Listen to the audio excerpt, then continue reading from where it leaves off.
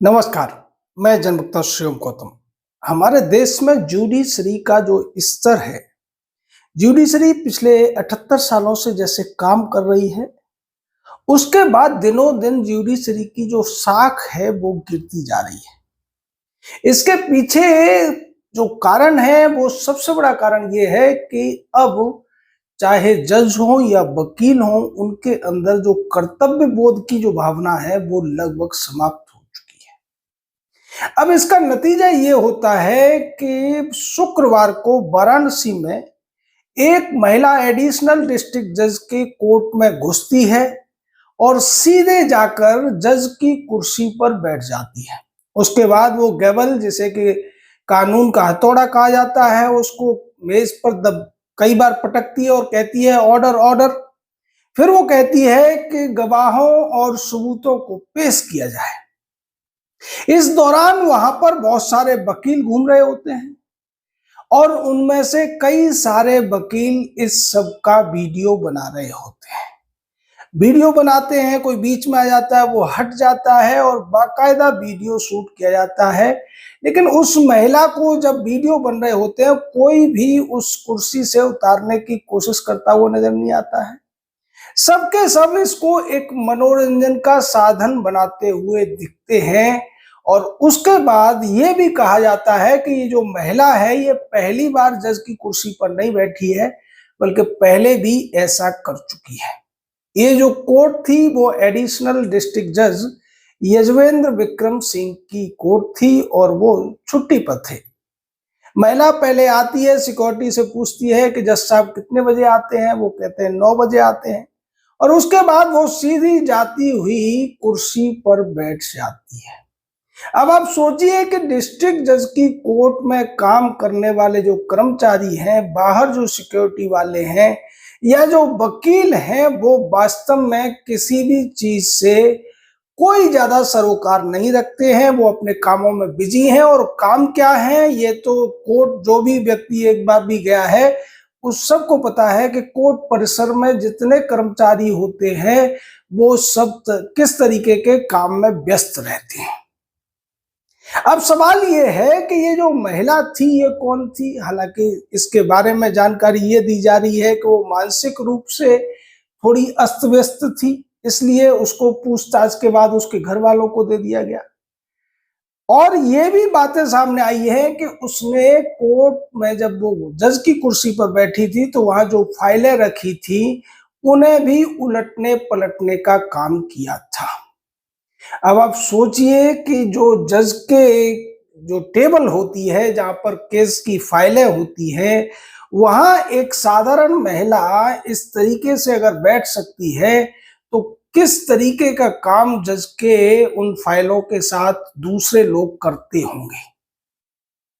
क्योंकि वहां जो केस फाइलें होती हैं, अगर उसमें से कुछ पन्ने गायब कर दिए जाएं तो किसी की जिंदगी और मौत का सवाल हो सकता है।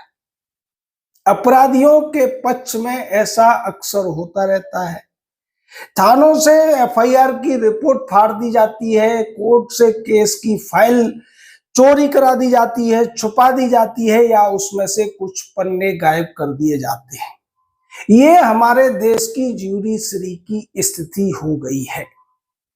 अब इसके पीछे सबसे बड़ा कारण तो ये है कि जिस तरीके से हमारे आजादी के बाद का और आजादी से पहले का रिकॉर्ड रहा है, आजादी से पहले तो तमाम जो देश के प्रति लड़ने वाले लोग होते थे उनको झूठे केसेस में बिना ट्रायल के ही सजा मिल जाया करती थी। लेकिन आजादी के बाद जिस तरीके से वकीलों का दबदबा हो गया है, वकीलों के हिसाब से ये निर्णय होता है कि किस व्यक्ति को सजा मिलेगी और कौन छूट जाएगा। ये उसी का नतीजा है कि कोर्ट परिसर में इतनी लापरवाही चल रही है।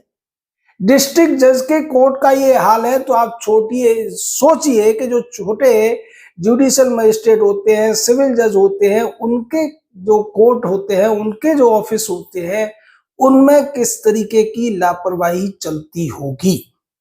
अब यहां जैसे ये महिला घुसी है, उसी तरीके से कोई भी घुसकर उन केस की फाइलों के साथ कुछ भी कर सकता है और उसकी वजह से जो केस का परिणाम है वो एकदम ही बदल जाएगा। इसके लिए जिम्मेदार कौन है? हालांकि इस पूरे मामले में जो एडिशनल डिस्ट्रिक्ट जज हैं उन्होंने साफ तौर पर इंक्वायरी का आदेश दे दिया है और ये कहा है कि इसमें जो भी दोषी होगा उसको सजा मिलेगी। ऐसा अक्सर सभी इस तरीके के जो मामले सामने आ जाते हो उनमें कहा जाता है।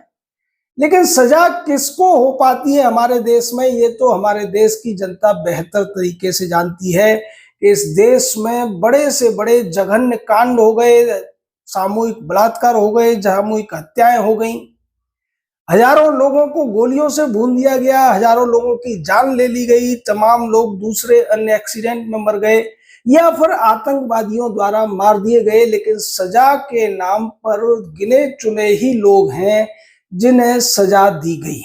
ज्यादातर अपराधी जमानत पर छूट जाते हैं, लंबे समय तक केसेस पेंडिंग पड़े रहते हैं और उसके बाद फिर उनका कोई अता पता नहीं रहता। और अगर इस तरीके की किसी केस में फाइल पड़ी हो तो वहां से फिर वो फाइल भी गायब हो सकती है।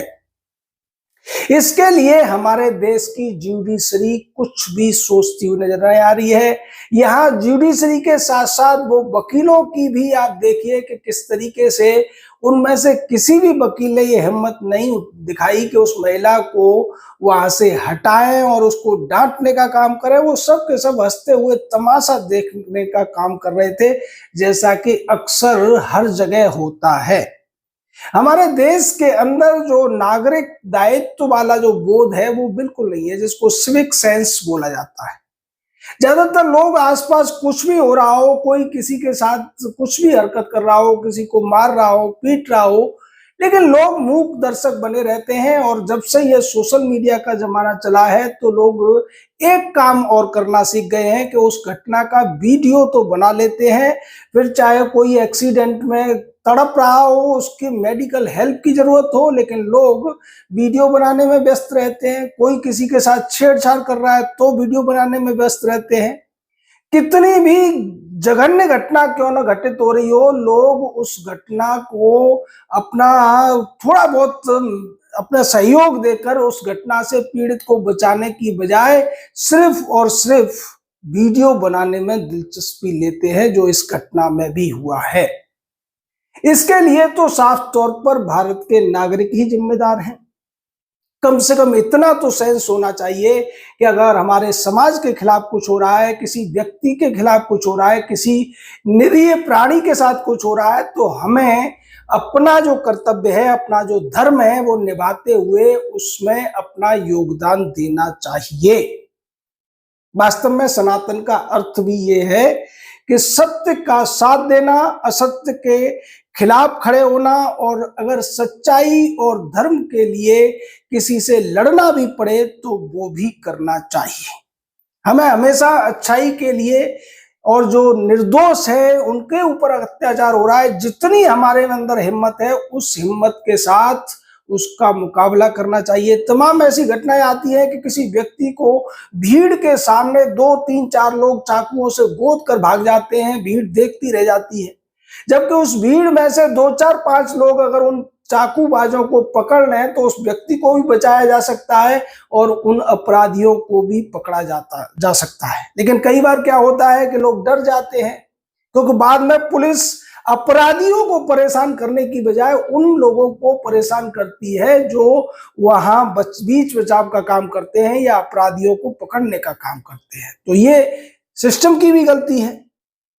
लेकिन सबसे बड़ी गलती तो यही है कि अपराधियों को सजा नहीं हो पाती, जिसकी वजह से कानून का जो भय होना चाहिए वो अब लोगों के अंदर पूरी तरीके से खत्म हो गया है। लोग एक से एक नया इस तरीके का अपराध कर रहे हैं, वो बिल्कुल भी इस बात से नहीं डरते हैं कि इसकी सजा क्या हो सकती है। अभी पिछले दिनों एक और वीडियो आया था, पटना जंक्शन पर एक लड़का काला कोट पहनकर, काली पैंट पहनकर, सफेद शर्ट पहनकर और एक आईडी कार्ड की डोरी लटकाकर लोगों से टिकट चेक करता है, और बाद में वो उसी वीडियो में बताता है कि मैंने आधा घंटे में 1200 रुपए कमा लिए हैं। इसके बाद सोशल मीडिया पर बहस शुरू हो जाती है। कुछ लोग कहते हैं कि ये तो उजागर कर रहा है कि टीटी कितना कमाते हैं, कुछ लोग कहते हैं कि ये फर्जी है, इसके खिलाफ कार्रवाई होनी चाहिए। जबकि उस लड़के ने जिन लोगों से 1200 रुपए की वसूली की है, उन लोगों का क्या कसूर था जिनसे उसने फर्जी तरीके से ये वसूली कर ली और खुद को वो बहुत बड़ा प्रैंकबाज दिखाकर समाज को संदेश देने का दावा कर रहा था, जबकि साफ तौर पर उसने लोगों के साथ चीटिंग की थी। इस तरीके के तमाम प्रैंक होते रहते हैं। यानी जिसको जो मन में आ रहा है वो उस तरीके की हरकतें कर रहा है, क्योंकि उसे पता है कि इस देश की कोई भी अदालत इस बात में दिलचस्पी नहीं लेती कि अपराधियों को सजा मिल सके, बल्कि वो इस बात पर निर्भर करते हैं कि वकील कौन है, वकील कैसी दलीलें दे रहा है। और तमाम केसेस को वहाँ कोर्ट किया जाता है, तमाम तरीके के फंडामेंटल राइट्स हों या विदेशी केसेस को ले आया जाता है, विदेशी सोच को ले आया जाता है, व्यक्तिगत स्वतंत्रता हावी हो जाती है, तमाम तरीके के तर्क गढ़ लिए जाते हैं और येन केन प्रकारेण अपराधियों को बचा लिया जाता है। आप सोचिए ये जो घटना हुई है, क्या ऐसी घटना दुबई, यूएई वगैरह या किसी अन्य देश में हो सकती है? वहां ऐसी घटनाओं को माफ नहीं किया जाता है, बल्कि नजीर पेश की जाती है, कड़ी से कड़ी सजा दी जाती है अगर इस तरीके के अपराध दूसरे देशों में होते हैं तो। लेकिन हमारे यहाँ ये नहीं किया जाता है और उसी का परिणाम है कि इस तरीके के उपद्रव देखने को मिल रहे हैं। इसलिए हम कहते हैं कि इस देश में अगर सबसे बड़ी कोई आज की आवश्यकता है तो वो है इस जुडिशियल सिस्टम को सुधारना। देश के करोड़ों लोग जो आज न्याय के इंतजार में सालों से बैठे हुए हैं, उनको न्याय दिलाना भारत के हर नागरिक का पहला कर्तव्य है। ये सरकार का भी कर्तव्य है, ये विधानसभाओं और सांसदों का भी कर्तव्य है, ज्यूडिशरी का तो कर्तव्य है ही, लेकिन ये हर उस नागरिक का भी कर्तव्य है जो पढ़ा लिखा है, जो इन चीजों को समझता है और देख रहा है कि इतने लोग न्याय की आस में बैठे हुए हैं, लेकिन अदालतों में बड़े बड़े रसूखदार लोगों के केस लगातार सुन लिए जाते हैं, उनको लंबा समय दे दिया जाता है। दूसरी तरफ जो देश का आम नागरिक है वो 30-30, 40-40 साल अपनी अपील का इंतजार कर रहा होता है, अपने केस को हाई कोर्ट या सुप्रीम कोर्ट में सुनवाई के लिए आने का इंतजार कर रहा होता है। और जब भी केस अगर आ भी जाता है तो 2 मिनट में उस केस को निपटा दिया जाता है। दूसरी तरफ जो योगेंद्र यादव टाइप के लोग हैं वो सुप्रीम कोर्ट में आधा आधा पौना पौना घंटे का भाषण देकर निकल आते हैं, जबकि उन केसेस में उनका कोई लेना देना भी नहीं होता है। सोनम वांगचुक हो, बांग्लादेशी घुसपैठिए हो, इनके केसेस पर लगातार सुनवाई होती रही है। आतंकवादियों के लिए रात में कोर्ट खुल जाती है, लेकिन आम आदमी के लिए सुप्रीम कोर्ट हो या हाई कोर्ट हो और यहां तक कि निचली अदालतों में भी, सेशन कोर्ट में भी कई कई साल केस चलता रहता है। वो इंतजार करते रहते हैं कि हमारे केस की सुनवाई होगी और इसकी वजह से ज्यादातर जो निर्दोष होते हैं उन्हें ही पीड़ित होना पड़ता है, क्योंकि ज्यादातर गुनहगार संसाधन वाले होते हैं और वो आसानी से वकील के माध्यम से जमानत लेकर बाहर घूम रहे होते हैं। लेकिन जो गरीब है, अगर वो केस में फंस गया है और उसका केस अगर पेंडिंग है तो वो अंडर ट्रायल के तौर पर जेल काट रहा होता है, उसका परिवार तड़प रहा होता है, क्योंकि वहां कमाने वाला कोई नहीं है। अगर कमाने वाला होता तो उसको भी वो छुड़ा सकते थे। तो इस तरीके से कई तरफ से उस परिवार के ऊपर मार होती है और वो लोग इंतजार में रहते हैं कि कभी ईश्वर उन पर दया करेंगे तो उन्हें न्याय मिलेगा। लेकिन हमारे जो जुडिशियल सिस्टम है वो इस पर उतना ज्यादा ध्यान नहीं दे रहा है, जिसकी वजह से देश में केसेस की पेंडेंसी बढ़ती जा रही है। देश के अंदर आज अगर देखा जाए तो 5.5 करोड़ से ज्यादा केसेस पेंडिंग हो चुके हैं। हाई कोर्ट्स के अंदर 70 लाख से ज्यादा केसेस पेंडिंग है। सुप्रीम कोर्ट के अंदर करीब 80 से 90 हजार केसेस पेंडिंग है और इस सब के लिए कोई अगर जिम्मेदार है तो वो जुडिशरी है। आपका इस पूरे मामले पर क्या कहना है, अपनी राय दीजिए। हमारे साथ जुड़े रहिए। जय हिंद, जय भारत।